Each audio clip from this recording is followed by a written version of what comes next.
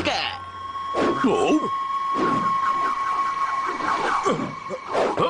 முட்டாளே, உன் அங்கிளை இப்ப என்ன பண்றான் பார்.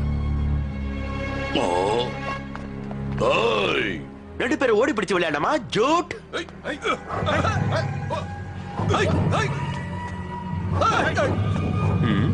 நீங்களாம் எங்க இருந்துடா முடிச்சீங்க?